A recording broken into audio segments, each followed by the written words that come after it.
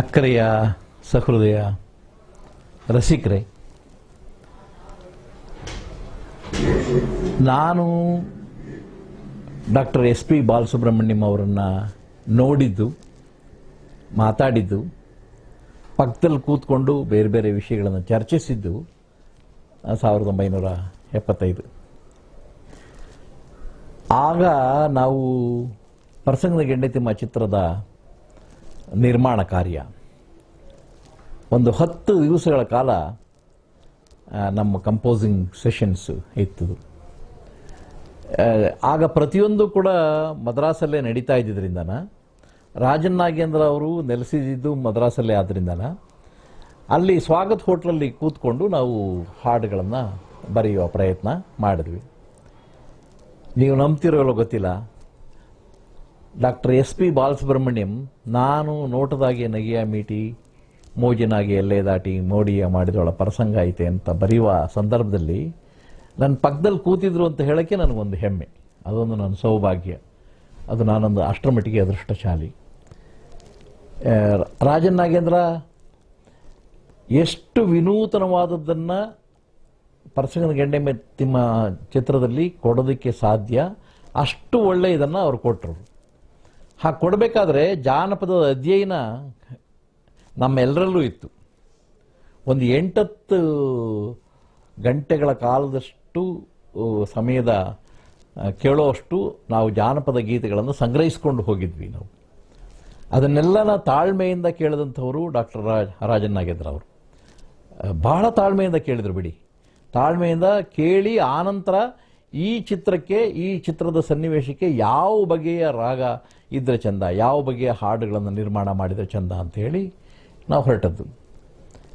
ಆಗ S P Balasubrahmanyam ಅವರು ಎಷ್ಟು ಶ್ರದ್ಧೆಯಿಂದ ಬಂದು ಕುಳಿತು ಆ ಹಾಡುಗಳ ರಚನೆಯ ಸಂದರ್ಭದಲ್ಲೇ ಆ ಪದಗಳನ್ನು ಇದನ್ನು ಹೇಗೆ ಉಚ್ಚರಿಸೋದು, ಇಸ್ ಇಟ್ ಪ್ಯಾಲೆಟಬಲ್, ಈ ರೀತಿಯಾಗೆಲ್ಲ ಯೋಚನೆ ಮಾಡ್ತಾಯಿದ್ರು. ನಾನು ಕೇಳ್ತಾಯಿದ್ರು, ನಾನು ಕೇಳಿದ್ದುಂಟು ಅವರು, ಈ ಪದಗಳನ್ನು ಹೇಗೆ ಹಾಡ್ತೀರಾ ನೀವು, ಹೇಗೆ ಪ್ರೊನೌನ್ಸ್ ಮಾಡ್ತೀರಾ ಅಂತ ಎಲ್ಲ.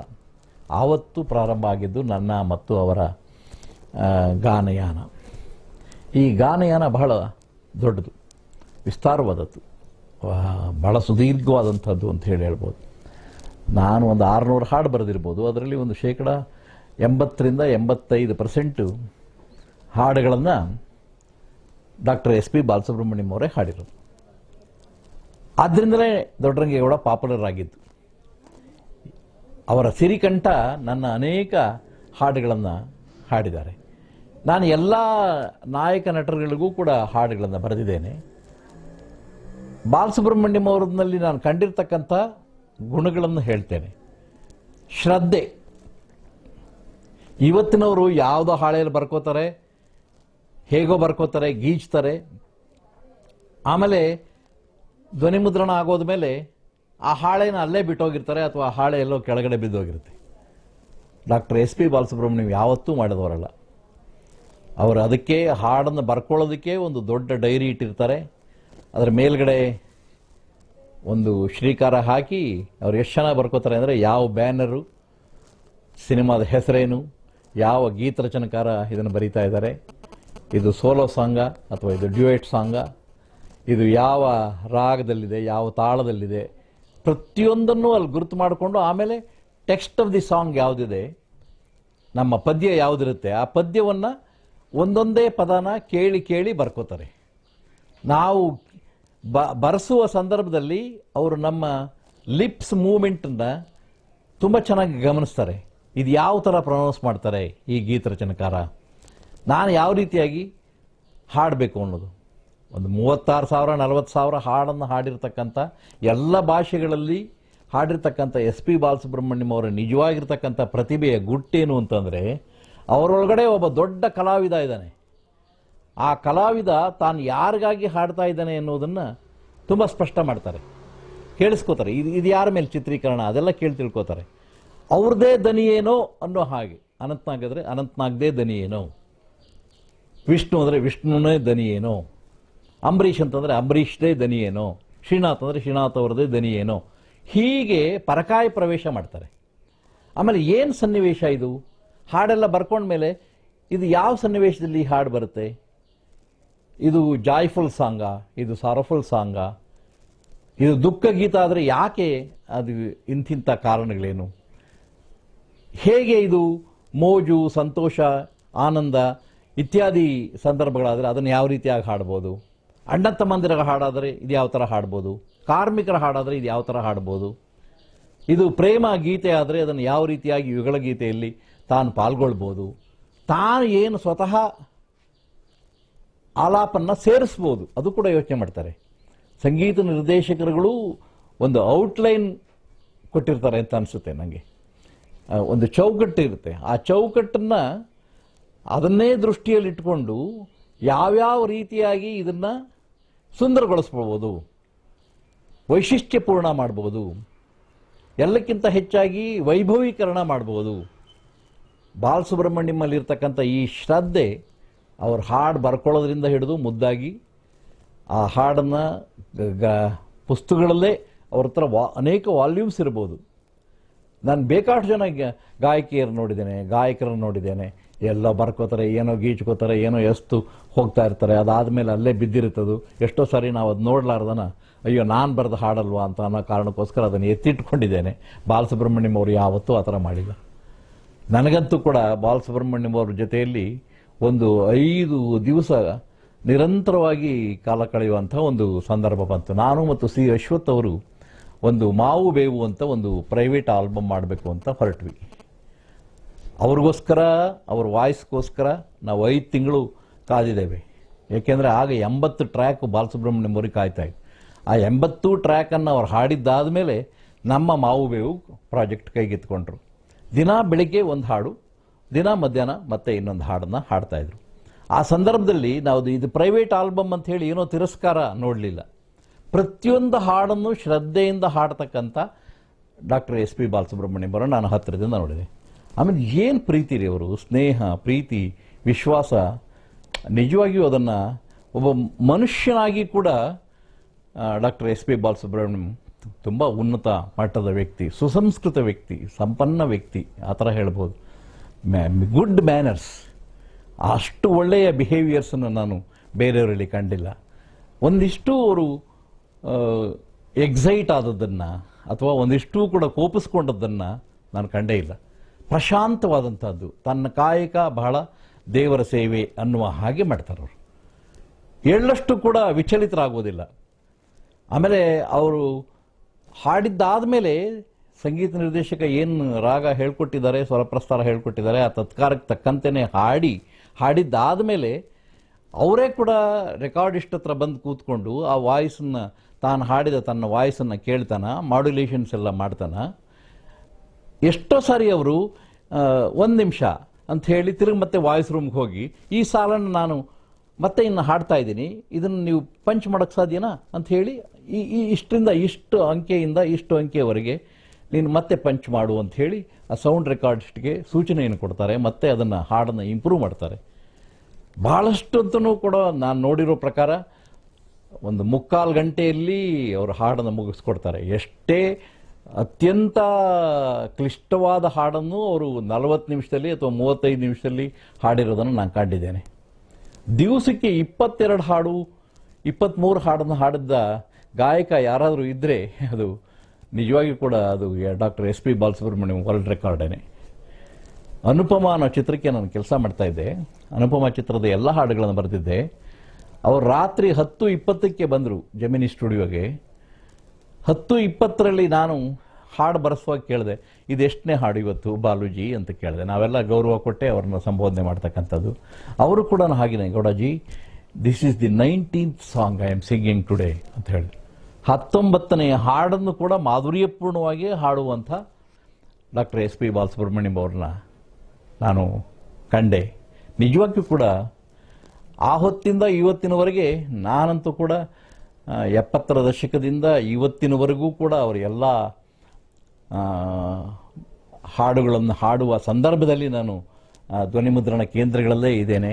ಅವರು ತೋರಿಸುವ ಸೌಜನ್ಯ, ಅವರ ಸ್ನೇಹ, ಅವರು ವ್ಯಕ್ತ ಮಾಡ್ತಕ್ಕಂಥ ಪ್ರೀತಿ, ಅವರು ನಿರ್ದೇಶಕರಿಗೆ ಕೊಡ್ತಕ್ಕಂಥ ಗೌರವ, ಸಂಗೀತ ನಿರ್ದೇಶಕರು ಕೊಟ್ಟಂಥ ತತ್ಕಾರಗಳಿಗೆ ಹಾಡುವಂಥ ಒಂದು ಪ್ರವೃತ್ತಿ ಎಲ್ಲಕ್ಕಿಂತ ಹೆಚ್ಚಾಗಿ ಆ ಪಾತ್ರದ ಮನೋಧರ್ಮ, ಆ ಪಾತ್ರದ ಪರಕಾಯ ಪ್ರವೇಶ, ಇದೆಲ್ಲನ ಬೇರೆ ಕಲಾವಿದರಿಗೆ ಸುಲಭವಾಗಿ ದಕ್ಕುವಂಥದ್ದಲ್ಲ. ಇದಲ್ಲದೆ ಖಾಸಗಿಯಾಗಿ ನಾನು ಬಾಲಸುಬ್ರಹ್ಮಣ್ಯಂ ಅವರು ಕಾಲ ಕಳೆದಿರ್ತಕ್ಕಂಥದ್ದುಂಟು. ನಾವು ಓರ್ಲ್ಯಾಂಡೋದಲ್ಲಿ ನಡೆದಂಥ ಅಕ್ಕ ಕನ್ನಡ ಸಾಹಿತ್ಯ ವಿಶ್ವ ಕನ್ನಡ ಸಮ್ಮೇಳನಕ್ಕೆ ನಾವು ಹೋದ್ವಿ.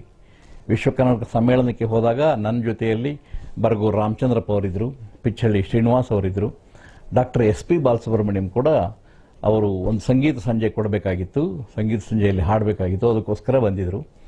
ಆಗ ದೊಡ್ಡ ಬಿರುಗಾಳಿ, ಚಂಡಮಾರುತ. ನಾವು ಓರ್ಲ್ಯಾಂಡೋಗೆ ಹೋಗಿ ಇಳಿದಿದ್ದೇವೆ, ಒಂದು ಅರ್ಧ ದಿವಸ ಆಗಿರ್ಬೋದು. ನಾವು ಯಾವುದೋ ಹೋಟ್ಲಲ್ಲಿ ಇಳಿಸಿದ್ರು, ನಮಗೆ ಪ್ರಚಂಡ ಚಂಡಮಾರುತ ಶುರುವಾಯಿತು. ಆಗ ಸೈನ್ಯದವರೆಲ್ಲ ಬಂದು ಸಂಪೂರ್ಣವಾಗಿ ಎಲ್ಲರನ್ನೂ ಸ್ಥಳಾಂತರಿಸಿದರು. ಬಹಳ ಬೃಹತ್ತಾಗಿರ್ತಕ್ಕಂಥ ಒಂದು ಕಟ್ಟಡಕ್ಕೆ ಅಕೌಸ್ಟಿಕ್ಸ್ ಚೆನ್ನಾಗಿರ್ತಕ್ಕಂಥದ್ದು, ಮತ್ತು ಯಾವುದೇ ಗಂಡಾಂತರಗಳು ಬಂದರೂ ಕೂಡ ಅದನ್ನು ಇಕ್ಕಿ ಮೆಟ್ಟಿ ನಿಲ್ಲುವಂತಹ ಅಂಥ ದೊಡ್ಡ ಅಕೌಸ್ಟಿಕ್ಸ್ ಇರತಕ್ಕಂಥ ಅಷ್ಟು ದೊಡ್ಡ ಸುಭದ್ರದ ಒಂದು ದೊಡ್ಡ ಹಾಲು, ಅದರೊಂದು 3000 ಜನ ಇಡಿಸುವಂಥ ಒಂದು ದೊಡ್ಡ ಹೋಟ್ಲು. ಸುದೈವಕ್ಕೆ ನನಗೆ ಮತ್ತು ಬರಗೂರು ರಾಮಚಂದ್ರಪ್ಪ ಅವರಿಗೆ, ಪಿಚ್ಚಳ್ಳಿ ಶ್ರೀನಿವಾಸ್ ಅವರಿಗೆ ಪಕ್ಕದ ಕೊಠಡಿಯನ್ನೇ ಬಾಲಸುಬ್ರಹ್ಮಣ್ಯಂ ಅವರು. ಹೊರಗಡೆ ಮಳೆ ಸುರಿತಾ ಇದೆ, ಬಿರುಗಾಳಿ ಬೀಸ್ತಾ ಇದೆ, ಎಷ್ಟೋ ಮನೆಯ ತಗಡುಗಳು ಗಾಳಿಗೆ ಹಾರು ಹೋಗ್ತಾ ಇದೆ, ಎಷ್ಟೋ ಟೆಲಿಫೋನ್ ಕಂಬಗಳೆಲ್ಲ ಬೀಳ್ತಾ ಇದೆ. ಬಹಳ ಹಾಲಾಹಲ. ಆ ವಿಕ್ಷಿಪ್ತ ಸನ್ನಿವೇಶ ನೋಡೋದಕ್ಕೇ ನನಗೆ ನೆನೆಸ್ಕೊಂಡ್ರೆ, ಆದರೆ ಪ್ರಕೃತಿ ಮುನಿದರೆ ಏನೆಲ್ಲ ಆಗ್ಬೋದು ವಿಕೃತಿ ಅನ್ನೋದನ್ನು ನಾನು ಕಣ್ಣಾರೆ ಕಂಡೆ. ಕಿಟಕಿಗಳಲ್ಲಿ ನಾವು ನಿಂತು ನೋಡ್ತಾ ಇದ್ವಿ. ಸಂಜೆಯ ಹೊತ್ತಿನಲ್ಲಿ ನಾವು 6 ದಿವಸ ಅಲ್ಲಿ ಒಟ್ಟಿಗೆ ಇದ್ವಿ. ನಾವು ಸಂಜೆಯ ಹೊತ್ತಿನಲ್ಲಿ ಬಾಲಸುಬ್ರಹ್ಮಣ್ಯಂ ಅವರು ಒಂದೊಂದು ಪಲ್ಲವಿಯ ತುಣುಕುಗಳನ್ನು ಹಾಡ್ತಾ ಇದ್ದಿದ್ದನ್ನು ನಾವು ಕೇಳಿಸ್ಕೊಂಡ್ವಿ. ನಮ್ಮ ಬೇಡಿಕೆಯನ್ನು ಅವರು ಈಡೇರಿಸ್ತಾ ಇದ್ರು. ಎಲ್ಲಕ್ಕಿಂತ ಹೆಚ್ಚಾಗಿ ಬಾಲಸುಬ್ರಹ್ಮಣ್ಯಂ ಅವರು ನಮ್ಮ ಹಾಗೆ, ನಿಮ್ಮ ಹಾಗೆ ನಾನು ಕೂಡ ಮನುಷ್ಯ, ನನಗೂ ಅದು ಇದು ತಿನ್ನಬೇಕು ಅಂತ ಅನಿಸುತ್ತೆ, ಅದು ಇದು ಮಾತಾಡಬೇಕು ಅಂತ ಅನಿಸುತ್ತೆ, ಈ ಥರದ್ದೆಲ್ಲನ ಸಹಜವಾಗಿ ಬೆರೀತಾ ಇದ್ರು. ಸಹಜವಾಗಿ ತಾನೇನೋ ಇಷ್ಟು ದೊಡ್ಡ ಗಾಯಕ, ಇಷ್ಟು 1000 ಹಾಡು ಹಾಡಿರ್ತಕ್ಕಂಥ ಗಾಯಕ, ಆ ಥರದ್ದು ಒಂದಿಷ್ಟು ಇನ್ಹಿಬಿಷನ್ಸ್ ಇಲ್ಲ, ಸ್ವಪ್ರತಿಷ್ಠೆ ಅಂತಕ್ಕಂಥದ್ದು ಇಲ್ಲವೇ ಇಲ್ಲ. ಆದ್ದರಿಂದಲೇ ನಾನು ZTVನವರು ನಡೆಸಿದಂಥ ಕಾರ್ಯಕ್ರಮದಲ್ಲಿ ನನ್ನನ್ನು ಕರೆದಾಗ ಬಾಲಸುಬ್ರಹ್ಮಣ್ಯಂ ಅವರು ಮಾತಾಡೋದಕ್ಕೆ 1000 ಮಾತಾಡೋ ಬದಲು ಒಂದೇ ಒಂದು ಮುತ್ತಿನಂಥ ಮಾತನ್ನು ಆಡುವ ಪ್ರಯತ್ನ ಮಾಡಿದೆ. ಬಹುಶಃ ಯಾರೂ ಆ ದೃಷ್ಟಿಕೋನದಿಂದ ನೋಡಿರಲಿಲ್ಲ. ನಾನು ಡಾಕ್ಟರ್ SP ಬಾಲಸುಬ್ರಹ್ಮಣ್ಯಂ ಅವ್ರನ್ನ ಪುರುಷ ಸರಸ್ವತಿ ಅಂತ ಕರೆದೆ. ಸರಸ್ವತಿಯೇ ಗಂಡಿನ ರೂಪದಲ್ಲಿ, ಬಾಲಸುಬ್ರಹ್ಮಣ್ಯಂ ರೂಪದಲ್ಲಿ ಹುಟ್ಟಿದಾಳೇನೋ ತಾಯಿ ಸರಸ್ವತಿಯೇನೆ. ಸಂಗೀತ ಸಾಹಿತ್ಯ ಸರಸ್ವತಿ ಆರಾಧ್ಯ ದೇವತೆಯಾಗಿರ್ತಕ್ಕಂಥ ಸರಸ್ವತಿಯೇ ಅವರ ನಾಲ್ಗೆಯ ಮೇಲೆ ನರ್ತನ ಆಡ್ತಾಳೇನೋ ಅಂತ ಹೇಳಿ ನನಗೆ ಆ ಥರ ಭಾಸ ಆಯಿತು. ಆದ್ದರಿಂದ ನಿಜವಾಗಿಯೂ ಕೂಡ ನಮ್ಮ ಬೆಂಗಳೂರಿಗೆ ಕರೆಸಿದ್ವಿ. ಮಾವು ಬೇವು ಬಿಡುಗಡೆಯ ಸಂದರ್ಭದಲ್ಲಿ ರವೀಂದ್ರ ಕಲಾಕ್ಷೇತ್ರ ರಿನೋವೇಷನಲ್ಲಿತ್ತು. ಪಕ್ಕದಲ್ಲೇ ಹಾಕಿದಂಥ ಒಂದು ದೊಡ್ಡ ಚಪ್ಪರದ ರೀತಿಯ ಒಂದು ದೊಡ್ಡ ಶಾಮಿಯಾನ ಇತ್ಯಾದಿ ಅದಂತೆಲ್ಲ ಹಾಕಿ ಮಾವು ಬೇವು ಅದರ ಬಿಡುಗಡೆಯ ಸಂದರ್ಭವನ್ನು ನಾವು ಏರ್ಪಡಿಸಿದ್ವಿ ಲೋಕಾರ್ಪಣೆಯ ಸಂದರ್ಭದಲ್ಲಿ. ಆ ಲೋಕಾರ್ಪಣೆಯ ಸಂದರ್ಭದಲ್ಲಿ ಅವರು ಮುಕ್ತ ಕಂಠದಿಂದ ನನ್ನ ಬಗ್ಗೆ ಮತ್ತು ಅಶ್ವಥ್ ಬಗ್ಗೆ ಮಾತಾಡಿದರು. ಅಶ್ವಥ್ ಸಂಗೀತದ ಬಗ್ಗೆ, ನಾನು ಸಾಹಿತ್ಯದ ಬಗ್ಗೆ ಮಾತಾಡಿದರು. ಹಾಡಿ ಅಂತ ಹೇಳಿದಾಗ ಅವ್ರು ಹಾಡಿದ ಹಾಡು ಯಾವುದು ಗೊತ್ತಾ? ಗಾಳಿಗೊಡ್ಡಿದ ದೀಪದಂತೆ ನಮ್ಮ ಬಾಳುವೆ, ಆಗಲೋ ಈಗಲೋ ಆರುವ ತೀರುವ ಬಾಳುವೆ. ನನಗೀಗಲೂ ಚೆನ್ನಾಗಿ ನೆನಪಿದೆ. ಅವತ್ತು ಮೊಟ್ಟ ಮೊದಲನೇ ಬಾರಿಗೆ ಅವರು ತಮ್ಮ ಹೆಂಡತಿಯನ್ನು ತೋರಿಸಿ, ನನ್ನ ಹೆಂಡತಿ ಜೊತೆಯಲ್ಲಿ ಬಂದಿದ್ದೇನೆ ನಾನು ಅಂತ ಹೇಳಿ ಅಶ್ವತ್ಗೆ ಮತ್ತು ನನಗೆ ನಾವು ಅವರಿಗೆ ಚಾಳುಕ್ಯದಲ್ಲಿ ಒಂದು ಒಳ್ಳೆ ಹೋಟೆಲ್ ಕೊಠಡಿಯನ್ನು ಕೊಡಿಸಿದ್ವಿ. ಅಲ್ಲಿಂದಲೇ ಅವರು ಸಮಾರಂಭಕ್ಕೆ ನೇರವಾಗಿ ಬಂದಿದ್ದರು. ಇದಾದ ನಂತರ ಒಂದು ದೊಡ್ಡ ಐತಿಹಾಸಿಕ, ಇಡೀ ಕರ್ನಾಟಕದ ಸಾಂಸ್ಕೃತಿಕ ವಲಯದಲ್ಲಿ ಸ್ವರ್ಣಾಕ್ಷರಗಳಲ್ಲಿ ಬರೀಬೇಕಾದಂಥ ಒಂದು ಘಟನೆಯನ್ನು ಹೇಳ್ತೇನೆ. ಅದ್ಯಾವುದು ಅಂತಂದರೆ, ಕನ್ನಡವೇ ನಿತ್ಯ ಮತ್ತು ಕನ್ನಡವೇ ಸತ್ಯ ಅಂಥೇಳಿ ಅರಮನೆ ಮೈದಾನದಲ್ಲಿ ಒಂದು ಎಷ್ಟು ಜನ ಬಿಡಿಯದರು, ಕೋಟಿಗಟ್ಟಲೆ ಜನ, ಇಡೀ ಬೆಂಗಳೂರಿನ ಜನ ನಿಂತಿದ್ದರು. ವಾಹನಗಳಿರ್ತಕ್ಕಂಥವರು ವಾಹನಗಳನ್ನು ಒಂದು ಮೈಲಿ ಆಚೆ, 1.5 ಮೈಲಿ ಆಚೆ ನಿಲ್ಲಿಸಿ ನಡ್ಕೊಂಡು ಬರಬೇಕಾದಂಥ ಒಂದು ಪ್ರಸಂಗ ಅಲ್ಲಿತ್ತು. ಸ್ವತಃ ಬಾಲಸುಬ್ರಹ್ಮಣ್ಯಂ ಅವರೇ ಹಾಗೆ ಬರಬೇಕಾದಂಥ ಒಂದು ಸನ್ನಿವೇಶ ಬಂತು. ಅವತ್ತು ಅವರು ಈ ಮನದುಂಬಿ ಹಾಡಿದರು, ಮೈದುಂಬಿ ಹಾಡಿದರು. ಬಾಲಸುಬ್ರಹ್ಮಣ್ಯಂ ಅವರ ಅನೇಕ ಗುಣಗಳಲ್ಲಿ ಇದೊಂದು ಪರವಶರಾಗ್ತಾರೆ. ಹಾಡುವಾಗ ಮೈ ಮರೆತು ಬಿಡ್ತಾರೆ. ಎಷ್ಟೊಂದು ತನ್ಮಯವಾಗಿ ಹಾಡ್ತಾರೆ ಅಂತಂದರೆ ಆ ಹಾಡಿಗೆ ಮರುಸೃಷ್ಟಿ ಇರುತ್ತೆ, ಜೀವ ಅದನ್ನು ಎಷ್ಟೋ ಸರಿ ಅವ್ರು ಹಾಡಿರ್ತಾರೆ, ಬೇರೆ ಬೇರೆ ವೇದಿಕೆಗಳಲ್ಲಿ ಸಂಗೀತ ಸಂಜೆಗಳಲ್ಲಿ ಹಾಡಿರ್ತಾರೆ. ಆದರೂ ಒಂದು ಮೊದಲನೇ ಬಾರಿಗೆ ಈ ಹಾಡನ್ನು ಹಾಡ್ತಾ ಇದ್ದೇನೆ ಅನ್ನೋ ಶ್ರದ್ಧೆಯಿಂದ ಅಂಥ ಸಿರಿಕಂಠದಲ್ಲಿ ಹಾಡ್ತಕ್ಕಂಥದ್ದನ್ನು ನಾನು ಕೇಳಿದ್ದೇನೆ. ಆವತ್ತು ಕೂಡ ಅವರು ಯಾವುದಾದ್ರೂ ಒಂದು ಹಾಡು ಹೇಳಿ ಅಂಥೇಳಿ ಚೀಟಿಗಳು ಕಳಿಸ್ದಾಗ, ಇದಲ್ಲದೆ ಈ ಪ್ರೋಗ್ರಾಮಲ್ಲಿ ಯಾವುದನ್ನು ಪಟ್ಟಿ ಮಾಡಿದ್ದಾರೆ ಆ ಹಾಡುಗಳಲ್ಲದೆ ಇನ್ನೊಂದು ಯಾವುದಾದ್ರೂ ಹಾಡನ್ನು ನೀವು ಹಾಡಿ, ನಿಮ್ಗೆ ಇಷ್ಟವಾದಂಥ ಹಾಡು ಹೇಳಿ ಅಂದಾಗ ಅಲ್ಲಿ 14-15 ಜನ ನಾವು ಕವಿಗಳು ಕೂತಿದ್ವಿ. ಡಾಕ್ಟರ್ GS ಶಿವರುದ್ರಪ್ಪನವರಿದ್ದರು, HS ವೆಂಕಟೇಶ್ಮೂರ್ತಿ ಇದ್ದರು, BR ಲಕ್ಷ್ಮಣರಾವ್ ಇದ್ದರು. ನಾವೆಲ್ಲ ಕೂತಿದ್ದಾಗ ಅವರು ನನ್ನ ಕಡೆ ತಿರುಗಿ ನೋಡಿ ಹಾಡ್ಲಾ ಅನ್ನೋ ಥರ ಕೇಳಿದರು. ಹಾಡಿ ಸರ್ ಅಂತ ಹೇಳಿದ್ವಿ. ಗಾಳಿಗೊಡ್ಡಿದ ದೀಪದಂತೆ ನಮ್ಮ ಬಾಳುವೆ ಏನೋ ಹಾಡನ್ನೇ ಅವ್ರು ಹಾಡೋದಕ್ಕೆ ಇಷ್ಟಪಟ್ಟರು. ಅದೇನೋ ಅವ್ರ ಮನಸ್ಸಿಗೆ ಅಷ್ಟೊಂದು ಮುದವನ್ನು ತಂದಿತ್ತು. ಇಂಥ ಬಾಲಸುಬ್ರಹ್ಮಣ್ಯಂ ಅವರು ಒಂದು ಘಟನೆ ನಾನು ಹೇಳಲೇಬೇಕು. ಇಲ್ಲಿ ಆಚಾರ್ಯ ಪಾಠಶಾಲಾ ಪಕ್ಕದಲ್ಲಿ ಒಂದು ಮಲ್ಲಿಕಾರ್ಜುನ ಸ್ವಾಮಿ ದೇವಾಲಯ ಇದೆ. ಮಲ್ಲಿಕಾರ್ಜುನ ಸ್ವಾಮಿ ದೇವಾಲಯದ ಹತ್ರ ಒಂದು ದೊಡ್ಡ ಪೆಂಡಾಲ್ ಹಾಕಿರ್ತಾರೆ ಗೌರಿ ಗಣೇಶ ಸಂದರ್ಭದಲ್ಲಿ. ಅದನ್ನು ಓಬಯ್ಯ ಅನ್ನುವರು ಅದನ್ನು ನಿರ್ವಹಣೆ ಮಾಡ್ತಾರೆ. ಓಬಯ್ಯ ಮತ್ತು C. ಅಶ್ವಥ್ ಮತ್ತು ಡಾಕ್ಟರ್ SP ಬಾಲಸುಬ್ರಹ್ಮಣ್ಯಂ ಇವರೆಲ್ಲ ಕ್ಲೋಸ್ ಫ್ರೆಂಡ್ಸ್ ಅವರು. ಇವರು ಹಾಡೋಕ್ಕೆ ಶುರು ಮಾಡಿದ್ರು ಸಂಗೀತ ಸಂಜೆ. ನಾನು, ನನ್ನ ಹೆಂಡತಿ, ನನ್ನ ಮಗ ಆಗ 3 ವರ್ಷದವನು ಏನೋ ಹೋಗಿದ್ವಿ ನಾವು. ಇದ್ದಕ್ಕಿದ್ದಾಗೆ ಮಳೆ ಸುರಿಯೋಕ್ಕೆ ಶುರುವಾಯಿತು. ಮಳೆಯಲ್ಲೂ ನಿಲ್ಲಿಸಲಿಲ್ಲ ಅವರು, ಹಾಡೋದನ್ನು ಅಪಚಾರ ಮಾಡಲಿಲ್ಲ. ನೋಟದಾಗೆ ನಗೆಯ ಮೀಟಿ ಮೋಜಿನಾಗೆಯಲ್ಲೇ ದಾಟಿ ಮೋಡಿಯ ಮಾಡಿದೊಳ್ಳ ಪರಸಂಗ ಐತೆ ಈ ಥರ ಹಾಡ್ತಾ ಜಾಯ್ಫುಲ್ ಸಾಂಗ್ ಹಾಡಿದರು. ಮೊದಲು ಸಂತೋಷದಲ್ಲಿ ಹಾಡಿದರು. ಮಳೆ ಸುರಿತಾ ಇದೆ, ಎಲ್ಲ ಛತ್ರಿಗಳನ್ನು ಹಿಡ್ಕೊಂಡು ನಿಂತಿದ್ದಾರೆ ಜನ ಎಲ್ಲನ. ಸ್ತಬ್ಧತೆ ಅಂದರೆ ಬರೀ ಮಳೆ ಸನಿ ಮತ್ತು ಬಾಲಸುಬ್ರಹ್ಮಣ್ಯಂ ಅವರ ಹಾಡುಗಾರಿಕೆಗೆ ಮಳೆಯೇ ಹಿನ್ನೆಲೆ ಸಂಗೀತವನ್ನು ಒದಗಿಸಿದೆಯೇನೋ ಅನ್ನೋ ಹಾಗೆ ಉದೋ ಅಂತ ಹೇಳಿ ಸುರಿತಕ್ಕಂಥ ಮಳೆ. ಆ ಹಾಡನ್ನು ಉತ್ಸಾಹ ಭಾವ ಅದು. ಆ ಉತ್ಸಾಹ ಭಾವದಲ್ಲಿ ಹಾಡಿದ್ದಾದಲ್ಲದೆ ಮತ್ತೆ ಪ್ಯಾಥಸ್ ಸಾಂಗ್ ಹೋದರು. ಪ್ಯಾಥಸ್ ಸಾಂಗ್ ಹೋಗಿ ಬದುಕೆಲ್ಲ ಹೂವಾಗ್ಲಿ ಅಂತ ಗುಲಾಬಿನೇ ಹುಡುಕಿ ತಂದೆ, ಅದು ಎದೆಯಾಗಿ ಮುಳ್ಳಾಗಿ ನಾಟಿಬಿಟ್ಟು ಅಂತ ಹೇಳುವಾಗ ಇಡೀ ಜನ ಕಣ್ಣೀರು ಸುರಿಸಬೇಕು. ಅಷ್ಟರ ಮಟ್ಟಿಗೆ ಭಾವಪೂರ್ಣವಾಗಿ ಆ ದುಃಖ ಗೀತೆಯನ್ನು ಅವರು ಹಾಡಿದರು. ಬಾಲಸುಬ್ರಹ್ಮಣ್ಯಂ ಅವರ ಕೇಂದ್ರೀಕರಣ, ಭಾವದ ಉನ್ನತಿ ಮತ್ತು ಅವ್ರು ಹಾಡುವ ಶೈಲಿ ಬಹಳ ಮುಖ್ಯವಾಗಿರ್ತಕ್ಕಂಥದ್ದು. ಬಾಲಸುಬ್ರಹ್ಮಣ್ಯಂ ಒಳಗಡೆನೇ ಒಬ್ಬ ದೊಡ್ಡ ಸಂಗೀತಗಾರ ಇದ್ದಾನೆ, ಒಬ್ಬ ದೊಡ್ಡ ಕಲಾವಿದ ಇದ್ದಾನೆ. ಅವನು ಸೃಜನಶೀಲತೆ ಅವನಲ್ಲಿ ತುಂಬ ಹೆಚ್ಚುಗಾರಿಕೆ ಇದೆ.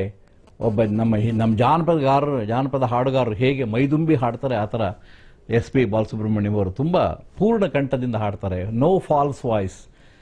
ಆಮೇಲೆ ಇನ್ನೊಂದು ಕಡೆ ಯಾವುದೋ ಒಂದು ಮೂಡಲ ಸೀಮೆ ಕೊಲೆಗಿಲೆ ಅಂತ ಯಾವುದೋ ಒಂದು ಚಿತ್ರಕ್ಕೆ ನಾನು ಏನೋ ಒಂದು ಹಾಡು ಬರೆದಂಥ ಒಂದು ಸಂದರ್ಭ. ಅದಕ್ಕೇನೋ ಹಾಡು ಬರೆದಿದ್ದಾಗ 5 ಹಾಡುಗಳನ್ನು ಅಲ್ಲಿ ಬರೆದಿದ್ದೆ ನಾನು. ರಾಜೇಶ್ ಕೃಷ್ಣನ್ ಅವರು ಒಂದು ಹಾಡಿಗೆ ಟ್ರ್ಯಾಕಿಗೆ ಹಾಡಿದರು. ಅದನ್ನು ಕೇಳಿದಂಥ ಬಾಲಸುಬ್ರಹ್ಮಣ್ಯಂ, ಈ ಹಾಡು ಚೆನ್ನಾಗಿದೆಯಲ್ಲ, ಇದೇ ಇರಲಿ, ಕೀಪ್ ಇಟ್,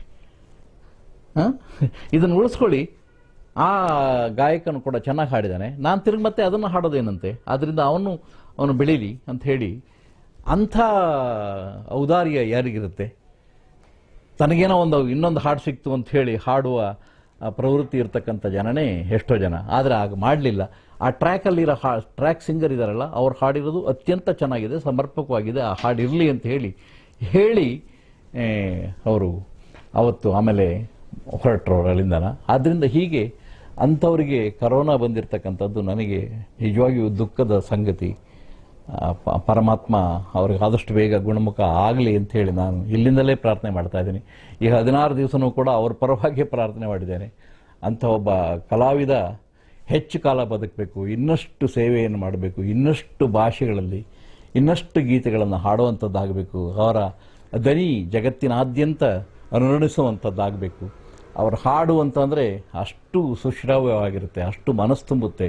ಅಷ್ಟು ನಮಗೆ ಮನೋರಂಜನೆ ಕೊಡೋದ್ರ ಜೊತೆಗೆ ಬೌದ್ಧಿಕವಾಗಿ ಎಂಥದೋ ಒಂಥರ ಚೈತನ್ಯವನ್ನು ಕೊಡುತ್ತೆ, ಚೇತನ. ಆದ್ದರಿಂದ ಅವರ ಹಾಡುಗಾರಿಕೆ ಅಂದರೆ ಅದು ಚೈತನ್ಯವನ್ನು ಒದಗಿಸುವಂತಹ ಒಂದು ಸ್ಫೂರ್ತಿಯ ಶಕ್ತಿ ಅಂತ ಹೇಳಿ ನನಗನ್ಸುತ್ತೆ. ಅಂಥವರು ಚೆನ್ನಾಗಿರಲಿ ಅಂತ ಹೇಳಿ ಪ್ರಾರ್ಥಿಸಿ ನನ್ನ ಮಾತುಗಳನ್ನು ಮುಗಿಸ್ತೇನೆ. ನಮಸ್ಕಾರ, ನಮಸ್ಕಾರ, ನಮಸ್ಕಾರ. ಸರ್, ಲಾಸ್ಟ್ ಭೇಟಿ ಮಾಡಿದ್ದು ಸಂದರ್ಭ ಏನಾದ್ರು? ಇತ್ತೀಚೆಗೆ ಒಂದು ಚಿತ್ರಕ್ಕೆ ಚಿತ್ರ ಮರೆತೋಯ್ತು ಹೆಸರು. ಆಗಲೇ ಒಂದು ನೋಡಿ ಹೇಳ್ತೀನಿ, ಅದನ್ನು ಈ ಥರ ಹೇಳ್ಬೋದು. ಅವರ ಕೊನೆಯ ಭೇಟಿ ಹಳ್ಳಿ ಸೊಗಡು ಅಂತ ಹೇಳಿ ಕಪಿಲ್ ಅನ್ನುವ ನಿರ್ದೇಶಕರು ನನ್ನ ಬಯೋಪಿಕ್ ಮಾಡ್ತೀನಿ ಅಂತ ಬಂದರು. ಅದನ್ನು ನನ್ನ ಜೀವನ ಚರಿತ್ರೆಯನ್ನು ಅವರು ತೆರೆ ಮೇಲೆ ತರ್ತೀನಿ ಅಂತ ಹೋದರು. ಆ ಸಂದರ್ಭದಲ್ಲಿ ಬಾಲಸುಬ್ರಹ್ಮಣ್ಯಂ ಅವ್ರನ್ನ ನಾವು ಕೇಳ್ಕೊಂಡಿದ್ವಿ. 3 ಹಾಡುಗಳನ್ನು ಹಾಡಿದರು. ಆ ಹೊತ್ತು ಅದರಲ್ಲಿ ಒಂದು ಹಾಡು ನನ್ನ ಮಗ ಬರೆದಿದ್ದಿತ್ತು. ನಾನು ಇಂಟ್ರೊಡ್ಯೂಸ್ ಮಾಡಿಕೊಟ್ಟೆ, ಇವನು ನನ್ನ ಮಗ, ಅವ್ರು ಬರೆದಿರೋ ಹಾಡನ್ನು ನೀವು ಹಾಡ್ತಾ ಇದ್ದೀರಾ ಅಂತ ಹೇಳಿ. ಬೆನ್ತಟ್ಟಿ ನಿಮ್ಮ ಹಾಗೆ ಎತ್ತರಕ್ಕೆ ಬೆಳೀಲಿ, ತುಂಬ ಚೆನ್ನಾಗಿ ಬರೀಲಿ, ತುಂಬ ಚೆನ್ನಾಗಿದೆ, ಈ ಹಾಡು ಕೂಡ ತುಂಬ ಚೆನ್ನಾಗಿದೆ ಅಂತ ಹೇಳಿ ಹಾಡಿ ಆಶೀರ್ವಾದ ಮಾಡಿದರು. ಅದು ನಮ್ಮ ಮತ್ತು ಡಾಕ್ಟರ್ SP ಬಾಲಸುಬ್ರಹ್ಮಣ್ಯಂ ಅವರ ಕೊನೆಯ ಭೇಟಿ ಅಂತ ಅನಿಸುತ್ತೆ.